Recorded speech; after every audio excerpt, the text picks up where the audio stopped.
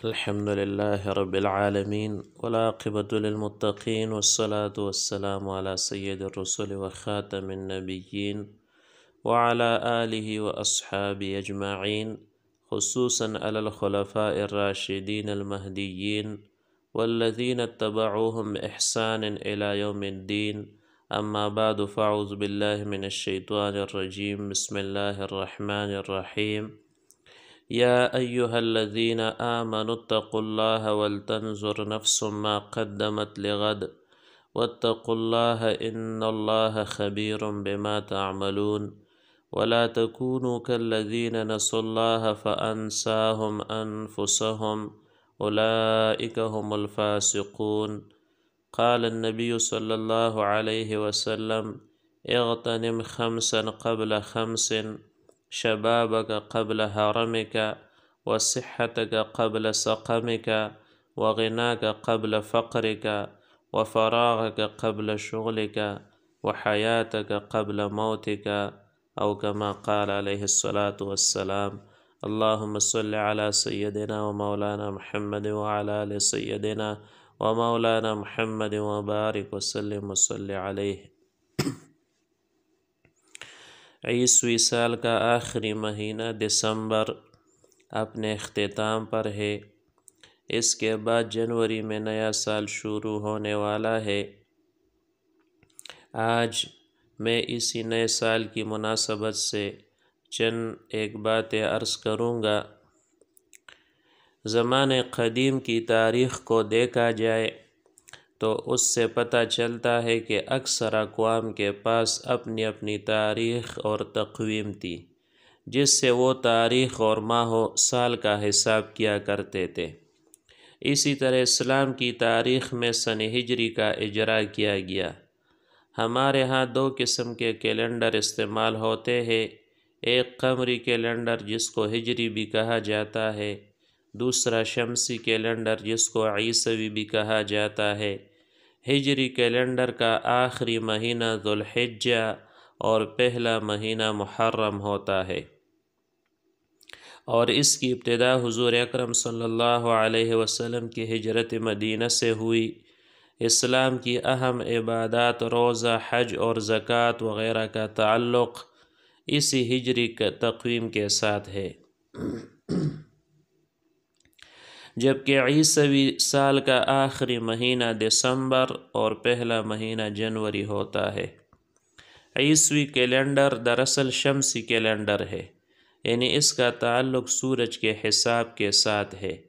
اس شمسی کیلنڈر کو زمانے قدیم میں مختلف قومیں اپنے حساب کتاب سے اور اپنے نام سے استعمال کرتی آئی ہے۔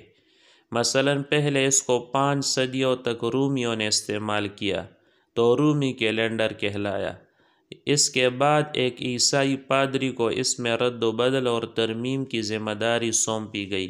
تو اس نے اس میں رد و بدل اور بار بار اضافہ و ترمیم کر کے اس کی نسبت حضرت عیسیٰ علیہ السلام کی طرف کر دی،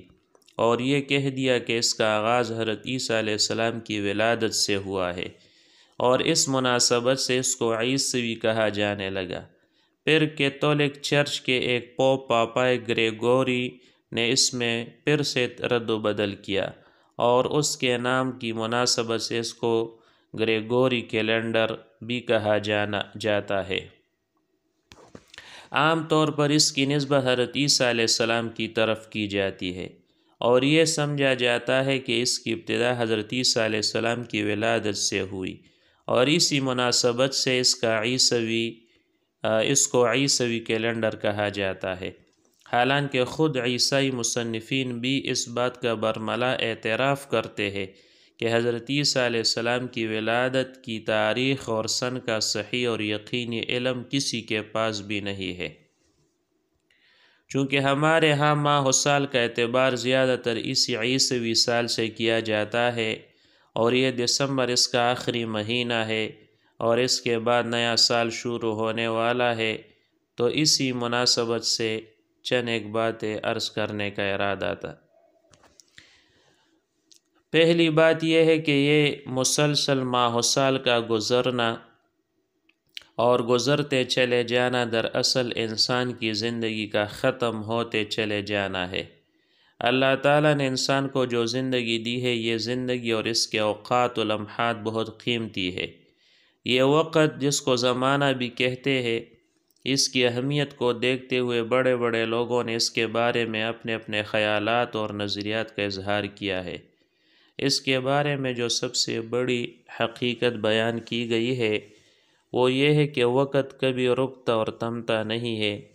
اسی حقیقت کو بیان کرتے ہوئے علامہ محمد اقبال رحمۃ اللہ علیہ نے کہا تھا،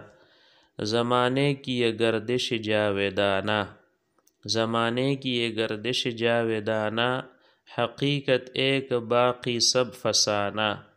کسی نے دوش دیکھا ہے نہ فردا، کسی نے دوش دیکھا ہے نہ فردا، فقط امروز ہے تیرا زمانہ۔ یعنی وقت اور زمانے کے بارے میں باقی سب باتیں اور افسانے ہیں، حقیقت ایک ہی ہے، اور وہ یہ ہے کہ یہ کبھی رکتا اور تھمتا نہیں ہے، یہ ہمیشہ حرکت میں اور مسلسل گردش میں رہتا ہے۔ وقت مسلسل آتا اور گزرتا چلا جاتا ہے، جو وقت گزر گیا اس کو کوئی پیچھے جا کر واپس نہیں لا سکتا، جو ابھی آیا نہیں اس کو کوئی آگے جا کر پا نہیں سکتا، اس لیے نہ کسی نے گزرا ہوا کل دیکھا ہے نہ آنے والا کل۔ اگر کوئی زمانہ جو تیری دسترس میں ہے تو وہ صرف آج کا دن اور موجودہ وقت ہے، اس سے پہلے کہ یہ بھی گزرے، کل کی طرح ماضی کا حصہ اور گزرا ہوا قصہ بن جائے، اس کو غنیمت سمجھ لو اور اس کو قیمتی بنا لو اور اس سے فائدہ اٹھا لو۔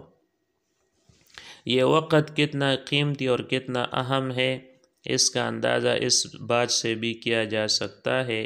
کہ قرآن مجید میں اللہ تعالیٰ نے دن رات کی اور مختلف اوقات کی قسمیں کہی ہے۔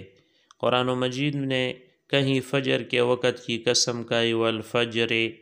قسم ہے فجر کے وقت کی، کہیں صبح کے وقت کی قسم کہی، والصبح اذا تنفس،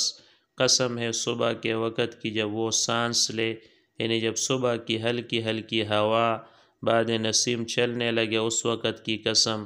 کہیں چاش کے وقت کی قسم کہی، فرمایا والضحی واللیل اذا سجا، قسم ہے دن کی روشنی کی یا چاش کے وقت کی، اور قسم ہے رات کی جب وہ چاند چا جائے، کہیں رات اور دن کی قسم کہی، فرمایا واللیل اذا یغشا والنہار اذا تجلی، قسم ہے رات کی جب وہ چھا جائے اور قسم ہے دن کی جب وہ روشن ہو جائے، کہیں عصر کے وقت کی قسم کہی، والعصر ان الانسان لفی خسر الا الذین آمنوا وعملوا الصالحات وتواصوا بالحق وتواصوا بالصبر، قسم ہے عصر کے وقت کی یا قسم ہے زمانے کی، بے شک تمام انسان خسارے میں ہے سوائے ان لوگوں کے جو ایمان لائے اور انہوں نے نیک عمل کیے، اور انہوں نے ایک دوسرے کو حق بات کی تلقین کی اور ایک دوسرے کو صبر کی تلقین کی۔ یہ جو قرآن مجید نے مختلف اوقات کی قسمیں کہی ہے، اس سے ایک مقصد ان اوقات کی قدر و اہمیت بتانا بھی ہے، اور یہ کہ یہ وقت اللہ کی بڑی نعمت ہے اور یہ بہت قیمتی ہے، اور اس سے فائدہ اٹھا لو، اس کے ایک ایک پل کو تول تول کر خرچ کرو۔ وقت کی اہمیت کا اندازہ کرنے کے لیے شریعت کے احکام اور عبادات میں ذرا غور کرے۔ اسلام نے ہر عمل اور ہر حکم کو ایک معین وقت کے اندر ادا کرنے کی پابندی لگائی ہے۔ نماز کو دیکھے تو اللہ تعالیٰ نے اس کو ایک مقرر وقت میں ادا کرنے کا حکم دیا ہے، فرمایا ان الصلاۃ کانت علی المؤمنین کتابا موقوتا، نماز تمام مسلمانوں پر فرض ہے جس کا وقت مقرر ہے۔ فجر، ظہر، عصر، مغرب، عشاء، ہر نماز کا وقت مقرر ہے۔ اگر اس مقررہ وقت میں نماز ادا نہ کی جائے اور وہ وقت نکل جائے تو پھر اس نماز کی قضا تو ہو سکتی ہے، ادا کبھی نہیں ہو سکتی، اور جو نماز وقت پر ادا کر لی جائے وہ نماز مقبول بھی ہوتی ہے اور اللہ کے ہاں محبوب بھی ہوتی ہے۔ چنانچہ وقت پر نماز ادا کرنے کی اہمیت ایک حدیث مبارکہ میں اللہ کے نبی صلی اللہ علیہ وسلم نے اس طرح بتائی، عن عبداللہ بن مسعود عن عبد الله بن مسعود رضي الله تعالى عنه قال سألت النبي صلى الله عليه وسلم أي العمل أحب إلى الله قال الصلاة على وقتها۔ حضرت عبداللہ ابن مسعود رضی اللہ تعالیٰ عنہ فرماتے ہیں کہ میں نے رسول اللہ صلی اللہ علیہ وسلم سے پوچھا، یا رسول اللہ کون سا عمل اللہ کو زیادہ پسندیدہ ہے؟ فرمایا نماز کو اپنے وقت پر ادا کرنا۔ فرض روزوں کی ادائیگی کے لیے سال میں ایک خاص مہینہ مقرر ہے، اگر اسی مہینے میں اس کی ادائیگی نہ کی گئی تو پھر ساری زندگی کے روزے بھی اس کی تلافی نہیں کر سکتے، بلکہ اللہ کے نبی صلی اللہ علیہ وسلم نے فرمایا من افطر یوما من رمضان من غیر رخصت ولا مرض لم يقض عنه صوم الدہر کلہ وان صامہ، جس نے بغیر کسی رخصت اور بغیر کسی بیماری کے رمضان کا ایک روزہ چھوڑ دیا اور وقت پر نہ رکھا تو ساری زندگی کے روزے بھی اس ایک روزے کی تلافی نہیں ہو سکتے، اگرچہ وہ ساری زندگی روزے رکھتا رہے۔ حج کے بارے میں فرمایا الحج اشہر معلومات، حج مخصوص مہینوں میں ہوتا ہے، شوال، ذوالقعدہ، ذوالحجہ حج کے مہینے کہلاتے ہیں۔ چنانچہ جب شوال کا مہینہ شروع ہو جائے تو حج کا احرام باندھنا جائز ہو جاتا ہے، اور پھر حج کے ارکان چند مخصوص دنوں میں ادا کیے جاتے ہیں جن کو انہی دنوں میں ہی ادا کرنا ضروری ہوتا ہے۔